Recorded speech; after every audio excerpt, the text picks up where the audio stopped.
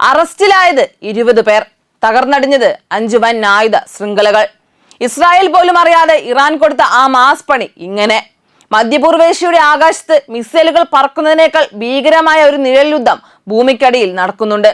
അവിടെയാണ് ഇസ്രായേലിന്റെ ചാരക്കണ്ണുകളെ വെട്ടിച്ച് ഇറാന്റെ IRGC ചരിത്രപരമായ ആ തിരിച്ചടി നൽകിയിരിക്കുന്നത്. ഇറാന്റെ മണ്ണിൽ ഇസ്രായേൽ വിരിച്ച വലയിൽ അവർ തന്നെ വീഴുന്ന ഒരു കാഴ്ച. അതിർത്തികൾ കടന്ന് രഹസ്യമായി ഒഴുകിയ തോക്കുകളും സ്ഫോടക വസ്തുക്കളും പിടിച്ചെടുത്തു എന്ന് മാത്രമല്ല, ഇതിന് പിന്നിലെ സൂത്രധാരന്മാരായ 20 പേരെയും ഇരുമ്പഴിക്കുള്ളിലാക്കി. യുദ്ധം വെറും വിമാനങ്ങൾ കൊണ്ട് മാത്രമല്ല, ബുദ്ധിപരമായ നീക്കങ്ങൾ കൊണ്ടാണെന്ന് ഇറാൻ ഒരിക്കൽ കൂടി തെളിയിച്ചിരിക്കുന്നു. ഈ 5 വലിയ ആയുധ വെടിക്കോപ്പ് കള്ളക്കടത്ത് ശൃംഖലകളെ തകർത്തതായി IRGC പ്രഖ്യാപിച്ചതോടെ പശ്ചിമേഷ്യയിലെ രഹസ്യ പോരാട്ടം വീണ്ടും ആഗോളതലത്തിൽ ചർച്ചയാവുകയാണ്. ഇറാന്റെ അവകാശവാദ പ്രകാരം രാജ്യത്തിനകത്ത് കലാപവും ഭീകരാക്രമണങ്ങളും അസ്ഥിരതയും സൃഷ്ടിക്കാൻ ലക്ഷ്യമിട്ടായിരുന്നു ഈ ശൃംഖലകളുടെ പ്രവർത്തനം. ഇന്റലിജൻസ് ഓപ്പറേഷനുകളുടെ ഭാഗമായി 20 പേരെ അറസ്റ്റ് ചെയ്തതിനോടൊപ്പം വൻതോതിൽ ആയുധങ്ങളും സ്ഫോടന വസ്തുക്കളും പിടിച്ചെടുത്തു എന്ന വാർത്ത ഇറാനിയൻ മാധ്യമങ്ങൾ രാജ്യത്തെ അകത്തുനിന്ന് കത്തിക്കാനുള്ള ഗൂഢാലോചന തകർത്ത ചരിത്ര നീക്കമെന്ന രീതിയിലാണ് അവതരിപ്പിക്കുന്നത്. മാത്രമല്ല, ഇറാന്റെ ആഭ്യന്തര സുരക്ഷാ സംവിധാനത്തിനും ദേശീയ സ്ഥിരതയ്ക്കുമെതിരെ പ്രവർത്തിച്ചിരുന്ന ഈ ശൃംഖലകൾ വെറും കള്ളക്കടത്ത് സംഘങ്ങളല്ലെന്നാണ് IRGC അവകാശപ്പെടുന്നത്. രാജ്യത്തിനകത്ത് കലാപം, ഭീകരാക്രമണം, ആഭ്യന്തര അസ്ഥിരത എന്നിവ സൃഷ്ടിക്കാൻ ലക്ഷ്യമിട്ട വലിയ ഗൂഢാലോചനകളുടെ ഭാഗമായിരുന്നു ഇവയെന്ന് അവർ പറയുന്നു. മെയ് 12 പുറത്തിറക്കിയ ഔദ്യോഗിക പ്രസ്താവനയിൽ ഇന്റലിജൻസ് ഓപ്പറേഷനുകളുടെ ഭാഗമായി 5 തീവ്രവാദ സെല്ലുകളിൽ നിന്നായി 20 പേരെ തിരിച്ചറിഞ്ഞ് കസ്റ്റഡിയിലെടുത്തതായി IRGC വ്യക്തമാക്കി. ഇവരിൽ നിന്ന് 50-ലധികം തോക്കുകളും 70 കിലോഗ്രാം സ്ഫോടന വസ്തുക്കളും 2000 വെടിയുണ്ടകളും മറ്റ് സൈനിക ഉപകരണങ്ങളും പിടിച്ചെടുത്തുവെന്നും അറിയിച്ചു. ഈ വെളിപ്പെടുത്തലുകൾ ഇറാനിൽ വലിയ രാഷ്ട്രീയ സുരക്ഷാ ചർച്ചകൾക്ക് വഴിവെച്ചിരിക്കുകയാണ്. കാരണം ആദ്യമേ സൂചിപ്പിച്ചതുപോലെ ഇതൊരു സാധാരണ കുറ്റകൃത്യ ശൃംഖലകളായി കാണാൻ കഴിയില്ല. മറിച്ച് രാജ്യത്തിനകത്ത് ആഭ്യന്തര കലാപം സൃഷ്ടിക്കാൻ വിദേശ ശക്തികൾ നേരിട്ട് ഇടപെട്ടുവെന്ന വാദമാണ് ഇറാനിയൻ ഭരണകൂടം മുന്നോട്ട് വയ്ക്കുന്നത്. പ്രത്യേകിച്ച് അമേരിക്കയും ഇസ്രായേലും ചേർന്ന് ഇറാന്റെ ആഭ്യന്തര സ്ഥിരത തകർക്കാൻ ശ്രമിക്കുന്നുവെന്ന ആരോപണം ഇറാൻ വർഷങ്ങളായി ഉന്നയിക്കുന്നുണ്ട്. ഇപ്പോഴത്തെ അറസ്റ്റുകളും ആയുധ ശേഖരങ്ങളും ആ ആരോപണങ്ങൾക്ക് പുതിയ ശക്തി നൽകുന്നതായാണ് ഇറാന്റെ സർക്കാർ അനുകൂല മാധ്യമങ്ങൾ ചിത്രീകരിക്കുന്നത്. ഈ സാഹചര്യത്തിലാണ് അമേരിക്കൻ പ്രസിഡന്റ് ഡൊണാൾഡ് ട്രംപ് നടത്തിയ പഴയ പരാമർശങ്ങൾ വീണ്ടും ചർച്ചയാകുന്നത്.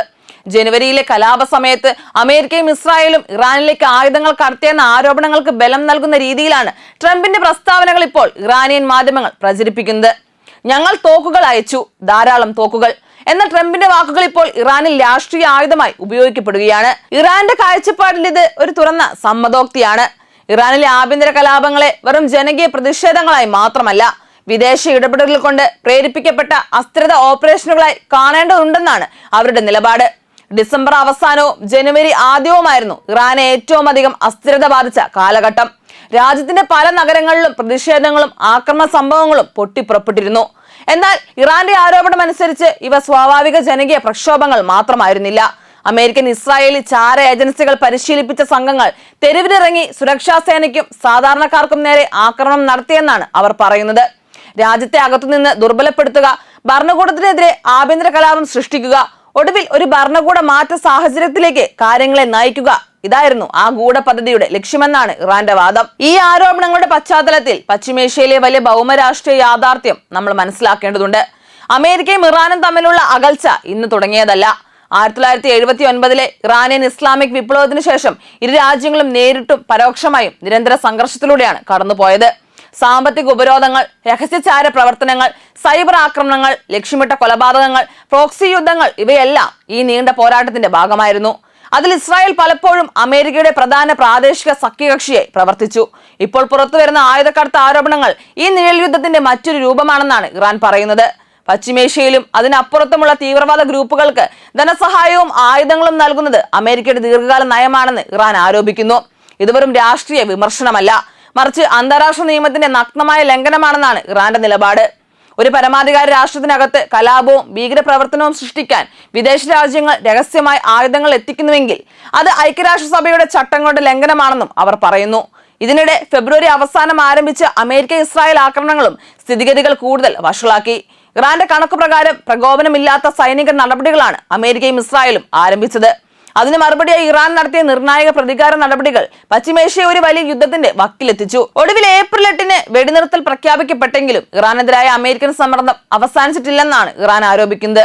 പ്രത്യേകിച്ച് സമുദ്ര ഉപരോധങ്ങളും സാമ്പത്തിക ഉപരോധങ്ങളും തുടരുന്നതിനെ അവർ അപ്രഖ്യാപിത യുദ്ധമെന്നാണ് വിശേഷിപ്പിക്കുന്നത്. ഈ സാഹചര്യത്തിൽ IRGCയുടെ പുതിയ ഓപ്പറേഷൻ ഒരു സുരക്ഷാ നടപടി മാത്രമല്ല, ശക്തമായ രാഷ്ട്രീയ സന്ദേശവുമാണ്. രാജ്യത്തിനകത്തെ വിദേശ ഗൂഢാലോചനകൾ തകർക്കാൻ ഞങ്ങൾ തയ്യാറാണ് എന്ന സന്ദേശമാണ് ഇറാനിയൻ ഭരണകൂടം ലോകത്തിന് നൽകുന്നത്. അതേസമയം ഈ സംഭവ വികാസങ്ങൾ പശ്ചിമേഷ്യയിൽ ഒരു പുതിയ രഹസ്യ യുദ്ധഘട്ടം ആരംഭിച്ചുവെന്ന ആശങ്കയും ഉയർത്തുന്നു. കാരണം നേരിട്ടുള്ള യുദ്ധങ്ങളിൽ നിന്ന് മാറി രാജ്യങ്ങൾ ഇപ്പോൾ കൂടുതൽ ആശ്രയിക്കുന്നത് ചാരപ്രവർത്തനങ്ങൾ, പ്രോക്സി ഗ്രൂപ്പുകൾ, ആഭ്യന്തര അസ്ഥിരത സൃഷ്ടിക്കുന്ന ഓപ്പറേഷനുകൾ എന്നിവയിലേക്കാണ്. ഇസ്രായേലിന്റെ എല്ലാ കണക്കുകൂട്ടലുകളും തെറ്റിച്ചുകൊണ്ട് ഇറാൻ പണി കൊടുത്തു കഴിഞ്ഞു. പക്ഷെ പശ്ചിമേഷ്യൻ രാഷ്ട്രീയത്തിന് പകരമെന്നത് ഒരു സ്വാഭാവിക നിയമം മാത്രമാണ്. ഈ നീക്കത്തിന് ഇസ്രായേൽ നൽകാൻ പോകുന്ന മറുപടി എന്തായിരിക്കും? കാത്തിരുന്ന് കാണാം. വരാനിരിക്കുന്നത് ഇതിലും വലിയ വെളിപ്പെടുത്തലുകളാകാം. ഒടുവിൽ ഏത് വൻ ശക്തികൾ ഒന്നിച്ചാലും, എത്ര നിഗൂഢതന്ത്രങ്ങൾ മെനഞ്ഞാലും അന്തിമ വിജയം സത്യത്തിന്റെ പക്ഷത്തായിരിക്കും. അത് ഈ ലോകം വരും ദിവസങ്ങളിൽ സാക്ഷ്യം വഹിക്കാൻ പോവുകയാണ്.